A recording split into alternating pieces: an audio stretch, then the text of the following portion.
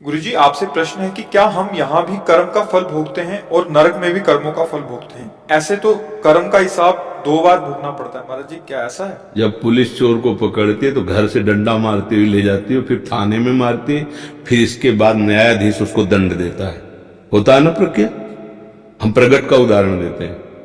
पहले घर से पकड़ने से लेकर के थाने तक जय बार मन आया तय बार लात घुसा थप्पड़, और थाने में डट के डंडों से पिटाई, और इसके बाद हथकड़ी लगा करके पूरी फाइल बना करके जज के सामने फिर वहां उसको सजा सुनाई जाती है। अभी तक क्या हो रहा था? अभी तक दंड नहीं दिया गया क्या? कर्म का इतना भयानक फल होता है। यहां देख लो, 5 मिनट दुष्कर्म किया और आजीवन जेल या फांसी की सजा। तुम्हें नर्क को ऐसा लगता है कि कहानी कही जा रही है? कहानी नहीं है।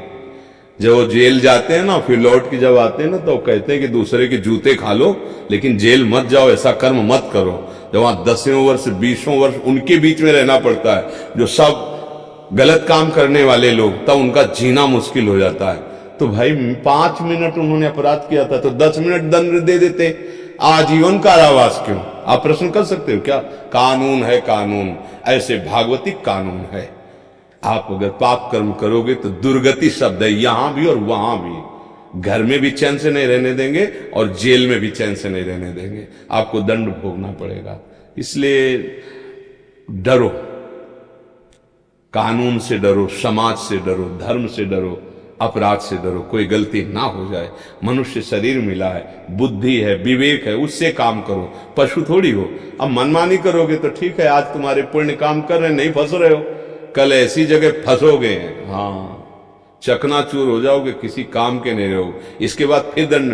किसी ने कहा जैसे हम मर जाते हैं तो शरीर तो यहां छूट गया, फिर दंड किसको मिलता है? स्वप्न में तुम्हारा शरीर छूटा हुआ ही तो पड़ा हुआ है सर सैया पे, पर स्वप्न में यदि गला काटा जा रहा है तो चिल्ला पड़ते हो कि नहीं? इसमें तो चाकू क्या, इसमें तो सुई भी नहीं घुसी, और चिल्ला कैसे रहे हो?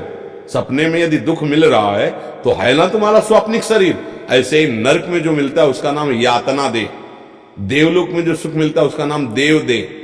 ये जो है स्थूल सूक्ष्म कारण दे। अब अज्ञान है तो तुम्हारी कल्पना से थोड़ी बातें बनेंगी। इसलिए हम सबसे प्रार्थना बार बार यही करते हैं कि भाई शराब मत पियो। क्यों?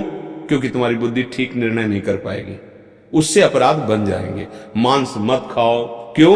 क्योंकि इस अपराध से तुम्हारी बुद्धि भ्रष्ट हो जाएगी। व्यभिचार मत करो, पराया जो धर्म के शासन से अलग भोग आदि वो मत करो।